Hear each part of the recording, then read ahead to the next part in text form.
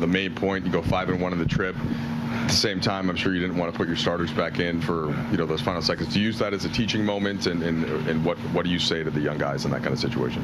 Definitely. I mean, it's unfortunate.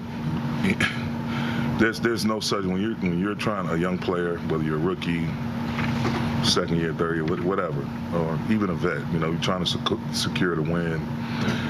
Topsy-turvy game. We built a surplus. They climb back into it. We build another surplus. Put guys in the game, and no matter what time it is, it's like there's no rite of passage to be in this league. Whether you're a player, coach, executive, it doesn't matter. And then even in ownership, there's no rite of passage.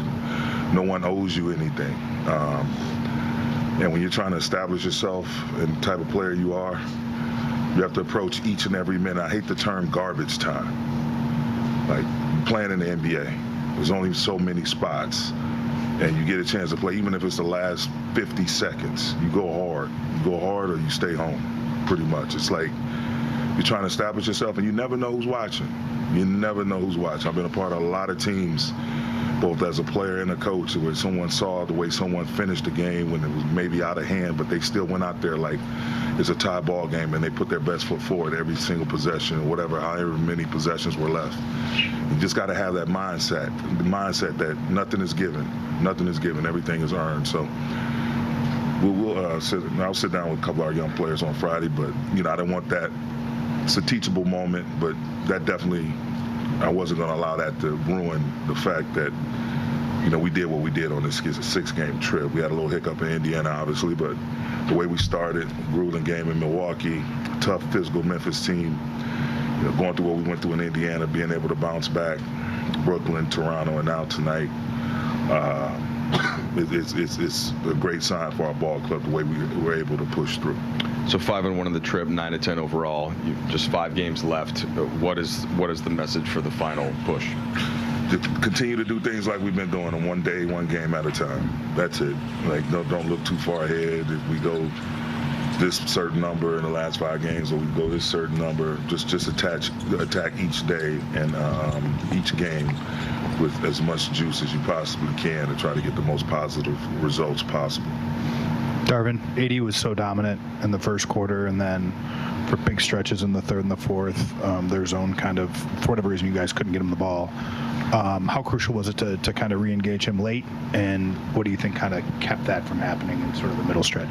Yeah, obviously they changed up their pitches a little bit, and I thought we just got a little stagnant, just kind of swung the ball around the perimeter, didn't really try to engage the zone like we eventually ended up doing.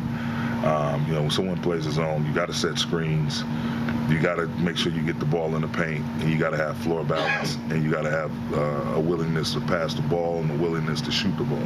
Quick decisions. So once we figured that out and we started getting into, some different sets that we got to combat the zone offensively, it was good. Guys really got some shots playing behind the defense. Brian got in the middle of the paint. AD got some touches in the middle of the paint, and we were able to come out on the right side of it. Darvin, whether it's the play-in or the first round of the playoffs or both, you guys are going to have to win tough games on the road at some point coming up here. What can going 5-1 on this trip and just the confidence of that and the reps of being in different environments and surviving in different circumstances, what can that do for you guys just moving forward the rest of the season? Further educate us on how we need to play consistently on both sides of the ball, no more, no less. Every day is an education. When we look at it as we, break down some different areas we'll watch film on Friday, in the process of preparing for Cleveland on Saturday. But we'll watch a lot of us and the way we look and the way we are when we do it right, and then not so much when we don't do it right. And so we had a plethora of areas on both sides of the ball that we can illustrate, and things we need to clean up, things we definitely need to sustain. So this is just a lot of material that we can use to put the mirror in front of ourselves, so to speak, and again reveal to us how we need to play every time we step out on the floor. Like when we played after the ball got bobbled and it hit somebody else on the team. Hey, whoa. What the hell just happened? Everyone calm The down. coach would be over there yelling and screaming too. Hey, slow down, guys. Yeah, not anymore. Not D-Lo, baby. Game's Let it fly. Austin Reeves scored 16 points in the win. He's with Mike. So I was talking to Darvin before the game about kind of your defense and how much you've had to do guarding a lot of. Sometimes it's a guy you got to chase all over screens. Sometimes it's a primary ball handler. It's a big ask, and then to have to play offense on top of the playoffs through the USA. Like, it's just been a long year. Basically, how are you trying to manage yourself down the stretch as you get to like still important basketball coming up? Yeah, I mean, just do the necessary things in my off time, take care of my body, get a lot of sleep, drink a lot of water. But, you know, that's what I want to do. I want to be, you know, in those positions to, you know, make plays offensively and defensively as well. So, yeah, that's what I want to do. Results have been coming, right? This is 9 out of 10 wins, 5-1 on the trip. You haven't moved up in the standings, and I think you guys know that, but do you feel the process has been there, though, that the way you guys are getting wins, do you think that's something that you've kind of gone over the corner in that way? Yeah, for sure. You know, the only thing we can do is control what we can control. The rest of the league will shake out how it shakes out, but for us, you know, our main goal is to go into every game and win. And, you know, we've, like you said, we've done that recently at a high level. 5-1. Oh, sorry, 5-1 in this road trip. You know, it was a really good road trip. Obviously, we wish we won all of them, but it's not what it was, and I'm happy with where we're at playing. Prez, start them up. Look at the starters. This is over 6 games, but it goes deeper than that, doesn't it? Good road trip. Then he corrected himself. Hell of a road trip. I mean, I want to go back to 2 months ago exactly, February 3rd. Darvin put Rui in the starting lineup. It was a road game in New York. The Lakers had just beat Boston. In Boston, Jared Vanderbilt got hurt, and Rui's been part of that starting 5 ever since then. So I feel like this starting 5 has been together. And Geet, how many times over the last few years have we said, you know, there's now 37 different starting combinations because of injuries or ineffectiveness. The Lakers have their starting 5. They're putting up numbers like that. 5-1 on the road trip. I know some of the teams are dead teams, you know, Memphis, Brooklyn, Washington tonight, Toronto. But to go 5-1 at this stretch of the year, when you're trying to catch people and continuing to make Phoenix and Sacramento and New Orleans win those games, just an all-around outstanding road trip, James, period. Yeah, it was. And, you know, they achieved, you know, a lot of, you know, gaining chemistry, cohesiveness. As LeBron said, we're focusing on how we're playing. You know, and where we land is where we're going to land, and we'll be ready. He said, hey, we have to go on the road, we go on the road. Doesn't matter. So you want to be playing well. That's going to be the most important thing, regardless of where you're playing and where you see them. So I think you're in a good place right now. T-Fish, you can usually tell when LeBron is feeling good about a team. I think that post-game interview, he's feeling real good about this team. Agreed, Briss. I mean, and rightfully so. They're playing well. So many little things that, in my opinion, we haven't seen over the last few years, not tangible things in the numbers, the communication and the body language between the players themselves, the way they celebrate.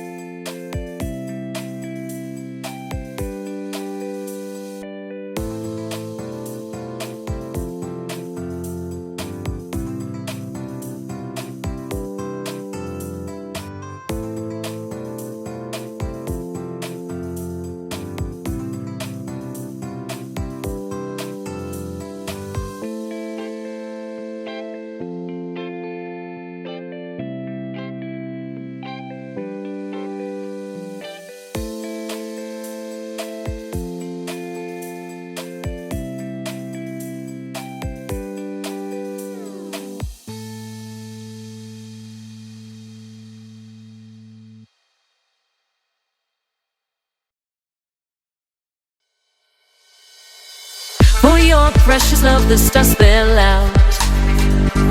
Love longing for our union then. Love my fragrance so captivating. You close to me, I lose myself. Never thought I would find love like this. Never thought I would be waiting. Move your body, let your spirit soar.